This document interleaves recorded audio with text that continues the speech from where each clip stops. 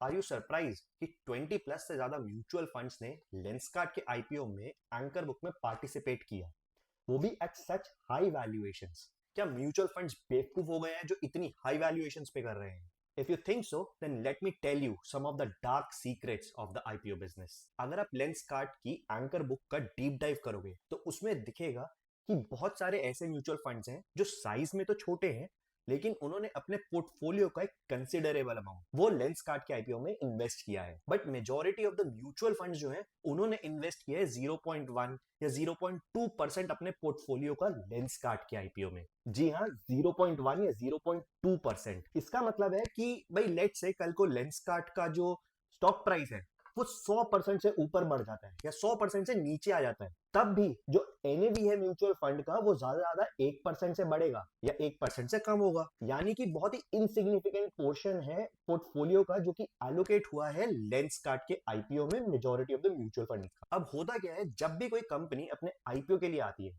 तो वो अपॉइंट करती है एक इन्वेस्टमेंट बैंकर को। ये इन्वेस्टमेंट बैंकर बहुत इंपॉर्टेंट रोल प्ले करता है। इसका काम होता है कि जो आईपीओ है उसमें एलोकेट करना कि किसको शेयर्स जाएंगे या नहीं जाएंगे। अब ये इन्वेस्टमेंट बैंकर है, इसके पास कुछ गंदे आईपीओ आएंगे या कुछ बहुत ही अच्छे आईपीओ आएंगे, तो एक रिलेशनशिप मेंटेन करने के लिए जो फंड होता है उसको अपना एक छोटा सा अमाउंट एलोकेट करना होता है एक आईपीओ में, जो कि हो सकता है कि एक्सपेंसिव हो और ज्यादा अच्छा ना हो, ताकि जब कल को कोई और एक दूसरा आईपीओ आएगा जो कि लेट से एट गुड वैल्यूएशन हो या बहुत अच्छा आईपीओ है, उसके अंदर फंड इन्वेस्ट करना चाहता हो तो तब उसको एलोकेशन भी मिल पाए। इसीलिए एक रिलेशनशिप मेंटेन करने के लिए ये जो बड़े म्यूचुअल फंड्स होते हैं वो एक छोटा सा अमाउंट एक ऐसे आईपीओ में लगा देते हैं जिनका उनके ओवरऑल एनएवी पे कोई ज्यादा फर्क नहीं पड़ेगा।